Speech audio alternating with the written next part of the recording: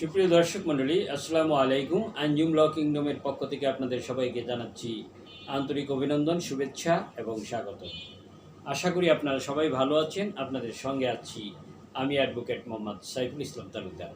দর্শক মণ্ডলী, আজকে একটি বিষয় নিয়ে আপনাদের কাছে হাজির হয়েছি। বিষয়টি হচ্ছে, যদি কোনো ব্যক্তি দাবি করে যে সিএসএ তাদের পূর্বপুরুষগণ মালিক ছিলেন, কিন্তু এসএ এবং আরএসএ অন্যদের নাম এসেছে এবং তারা সম্পত্তি দখল করে রেখেছে, তাহলে কি পদক্ষেপ গ্রহণ করা যাবে? দর্শক মণ্ডলী, চলুন শুরু করা যাক আজকের বিষয়।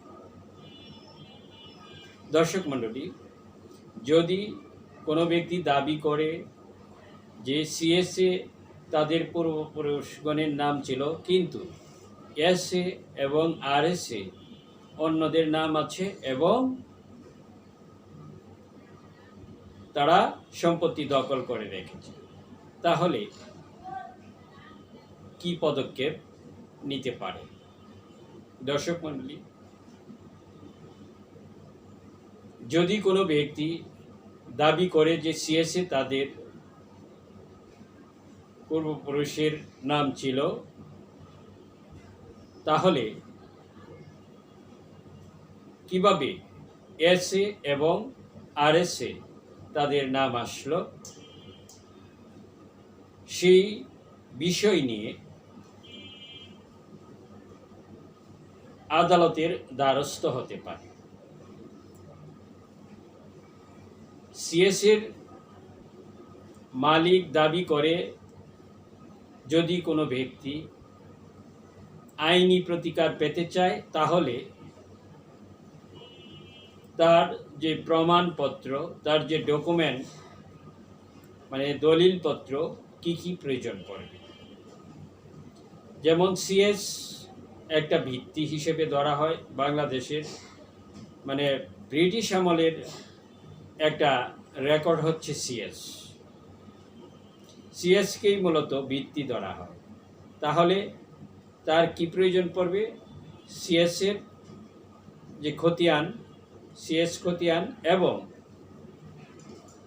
যে পূর্বপুরুষের যে ওয়ারিশান, ধারাবাহিক যে ওয়ারিশান যারা ছিল, সেই ওয়ারিশানের একটা ওয়ারিশান সার্টিফিকেট নিতে হবে। আর যে দলিল মানে যে খতিয়ান ভুল দাবি করছে অথবা জালিয়াতির মাধ্যমে সৃষ্টি হয়েছে দাবি করছে, সেই খতিয়ান মানে এসএ এবং আরএস খতিয়ান প্রয়োজন পড়ে। দর্শক মণ্ডলী, যদি আপনাদের কারো মধ্যে এই ধরনের কোনো সমস্যা থেকে থাকে যে আপনার পূর্বপুরুষ সিএসের মালিক ছিল, কিন্তু অন্যেরা আপনাদের সম্পত্তি দখল করে বসে আছে এবং এসএ এবং আরএসএ তাদের নাম এসেছে, তাহলে যে মামলাটা করতে পারেন সেটা হচ্ছে সত্য ঘোষণাপূর্বক খাসদখল পুনরুদ্ধারের মামলা। এই মামলাটা মূলত করতে হয় সুনির্দিষ্ট প্রতিকার আইনের 42 এবং 8 ধারার বিধান মতে। এই মামলা করলে আদালত যদি সন্তুষ্ট হয়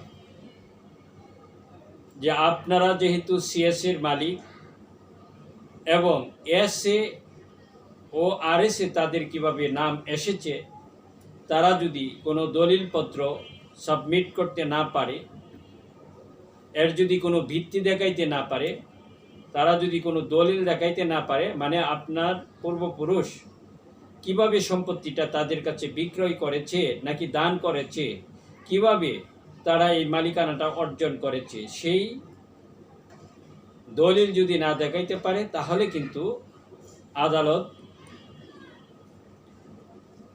সিএসএ আপনার পূর্বপুরুষের মালিকানা নির্ধারণ করে আপনারা যারা ওয়ারিশান আছেন তাদের পক্ষে কিন্তু আদালত রায় দিতে পারে।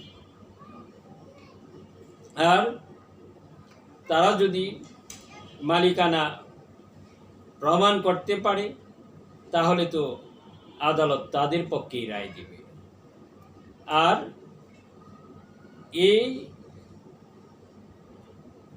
যে ভুল, মানে এটা তো রেকর্ডের ভুল, খতিয়ানে ভুল, এটা সংশোধনের জন্য আরেকটা সিস্টেম আছে, সেটা হচ্ছে ল্যান্ড সার্ভে ট্রাইব্যুনালে। ল্যান্ড সার্ভে ট্রাইব্যুনালে আবার একটা নির্দিষ্ট সময়ের মধ্যে মামলাটা করতে হয়। যদি দেখা যায় যে আরএস চূড়ান্ত রূপে প্রকাশিত হওয়ার 1 বছরের মধ্যে যদি সময় থাকে তাহলে 1 বছরের মধ্যে এই মামলাটা করতে হয়। কোথাও কোথাও কিন্তু এখনো পর্যন্ত এরকম আরএস রেকর্ড প্রকাশিত হচ্ছে। তাহলে এই আরএস রেকর্ড প্রকাশিত হওয়ার পর 1 বছরের মধ্যে কিন্তু ল্যান্ড সার্ভে ট্রাইব্যুনালে মামলা করতে পারবেন। ল্যান্ড সার্ভে ট্রাইব্যুনালে মামলা করে এই রেকর্ড সংশোধন করতে পারবেন। আর যদি এই সময় অতিবাহিত হয়ে যায় থাকে তাহলে দেওয়ানি আদালতে আপনারা যে বললাম যে সত্য ঘোষণাপূর্বক খাসদখল পুনরুদ্ধারের মামলা করতে পারে। দর্শক মণ্ডলী, আশা করি আপনারা বিষয়টা বুঝতে পেরেছেন। তারপরেও যদি কোনো প্রশ্ন থাকে আপনারা আমাকে কমেন্টসে জানাতে পারেন। আর আমার ভিডিওটা যদি আপনাদের কাছে ভালো লেগে থাকে তাহলে আমার ভিডিওটিতে লাইক, কমেন্টস এবং শেয়ার করতে ভুলবেন না। আজ এই পর্যন্তই, দেখা হবে নতুন কোনো পর্বে। সেই পর্যন্ত আপনারা সবাই ভালো থাকেন, সুস্থ থাকেন। খুদা হাফেজ। আসসালামু আলাইকুম।